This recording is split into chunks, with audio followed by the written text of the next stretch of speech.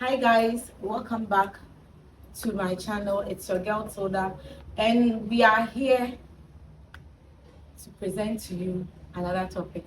So this time around, we are talking about venturing into a business as a couple. Is it necessary? Is it important? Is it advisable to venture into a partnership business with the one you are dating? So today too, is the same thing. So in this in this episode, I'm still here with my sister, Mrs. Elizabeth Abuaji. So the ball is in your court, Mrs. Oh, okay. Thank you. Talking about business partnership. Okay. It depends, as I earlier said, that depends on you, a couple, because you know how much you are earning, and then are you intend to do with that business that you want to join.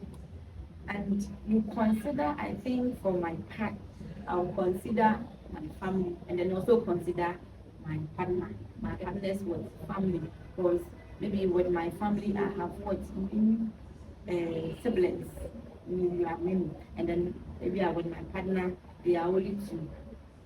So the money that you have to give out to your families maybe will basically come from the business that we are about having. So I have to consider those things before I enter into those that business partnership that you are talking about. So for maybe if we are the same, but if my mom is in need of something, if my dad is in need of something, or my sister or my brother have to the same have the way of that same business account that I'll take the money from, give it out to them.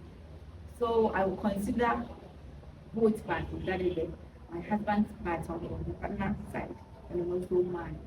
So if we think it is good for us to both have it, we'll have it. But before then, I have to sit down with the partner and then set our constitution on that what agreement. Yeah, okay. Because in starting a business, I think um, each person has an amount or quota they will put together to start up that business. And in this case, since it's a couple that is starting the business, should the guy take the larger percentage of the business than the lady, or vice versa? Because and then since the guy is the head of the family, do you think he should take a larger portion of the business in terms of bringing in the capital to start the business, and then taking profits from the business as well? Yeah. I can say that before you do that, the money that you have to put them together to start that business, maybe the larger part came from the husband or the larger part came from the wife. But I know that, as you already said, the husband is the head of the family.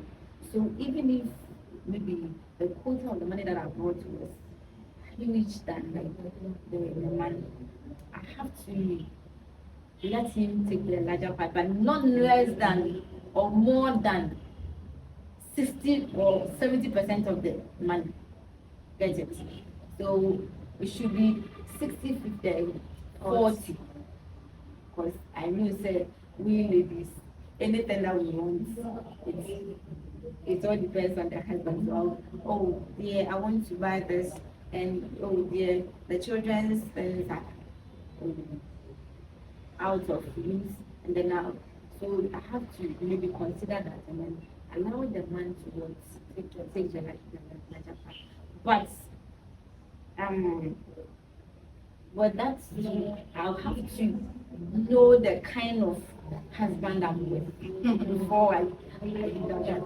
Because there are some husbands that you will feel pity for them, But they will take the money elsewhere, and then you still suffer to take care of the family, even though you are pitying him because he's the head of the family and will spend more money in the house than you do.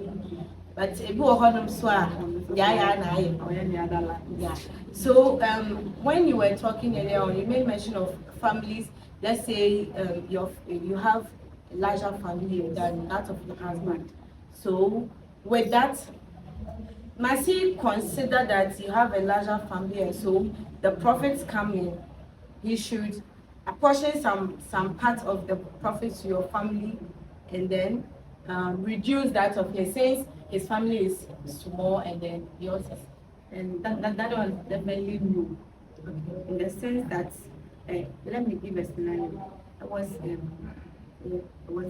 a colleague or brother. The sister or the lady, they are only two.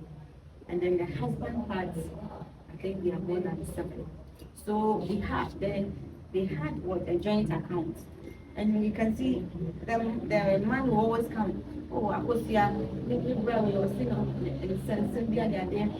Oh, their man. No, their man, not even, I'm more quite joint. We are joint account. Then the wife will not sign on, not signing. Now, I'm not going. Oh, the next day or the next time, no, I said, but oh, my sister, don't you know her? Oh, she's suffering, sometimes, no, I said, is coming. So at the end, you realize that, hey, what is happening? And they are taking all the money than you.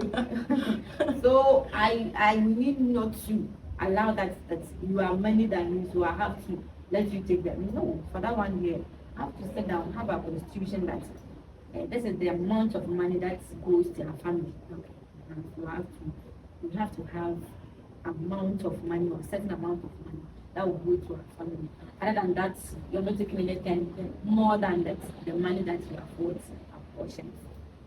That's nice, because no matter how many your family is, you can't come and tell me that because your side you are many, I should consider that. Meanwhile, when we were starting that business, we started with maybe we took equal amounts to start that business, and then later on when the profits start coming, you tell me, and since my family we are many, consider that. And then meanwhile, when you were starting, I believe that even these family members, when you had gone to them to ask for money to help you with the business, and come on penny, or maybe what baby say na, hey, mo ye na se bibi see na mo ye ne den ya de ade, koso dia, now be a bad sense, you need to consider that family is family, but then your nuclear family should be of higher priority than the extended family.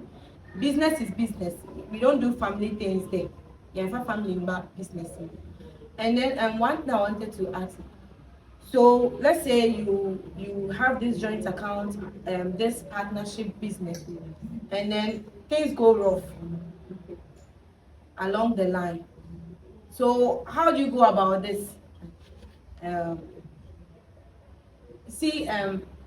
Let's say something happens, the husband is no more, or there's a separation or divorce. Who benefits more from this partnership, this business?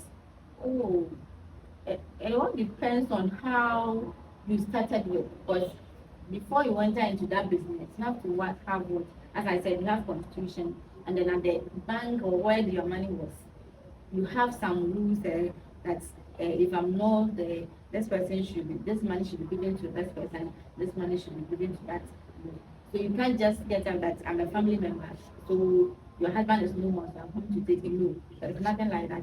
But something happened that the man and then the wife, they married, and then the man traveled. The man there had to send money to the wife to buy a land and start to build. And what happened was, when the lady had the land, the lady thought of that, I shouldn't maybe put my name on the land papers, but I should use My husband's name. not really the husband's name. But the lady was smart that you should use one of the children's name, so that when a family member comes in that, hey, my brother is not there, as I say, so when I give you the papers, maybe the one of the words, the other person's name is on the papers. So will you take that from the child? No. It's Wow. not good. So in relationship, I think you should be smart also, because no matter how you believe your husband or no matter how you love the person, you shouldn't assume that everything will be okay. Anything can happen in this world. At the end of a life or at the end of your marital way, oh, along the line, you will never even think of, hey, was this that guy that I was dating? Mm-hmm. Man of some men are, hey, what's that? A bit more yet, something. Shit. Obeka said, maybe so, but now I'm Even a money be crying, sir. You know, one family member that the man entrusted most of his businesses to the lady. The lady didn't have any children for him. Later on, this man wasn't someone who stays at one place. He used to travel a lot. One time he came back and the lady had taken everything, the shop, money that the man had and everything.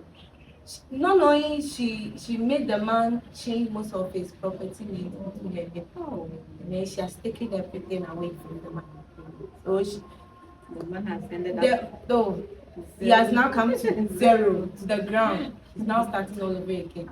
So this thing is serious. You can live with someone for many years and then the person will still disappoint you in some time to come. But everything, you have to believe in God and also pray to God that, Lord, as I'm going along with this one, may you take the heart, because the Bible says that what a king has the honor and hope for him, so that the same be the Lord should words always direct him to the rightful path.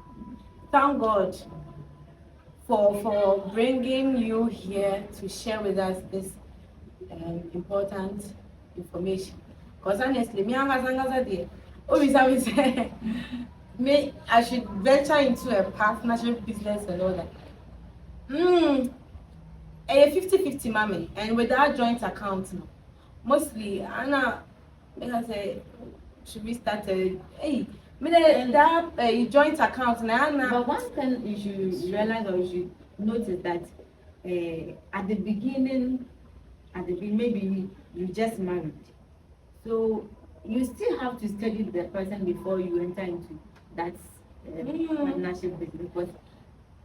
And one thing is that you cannot even also get into the middle of the marriage and enter into the back.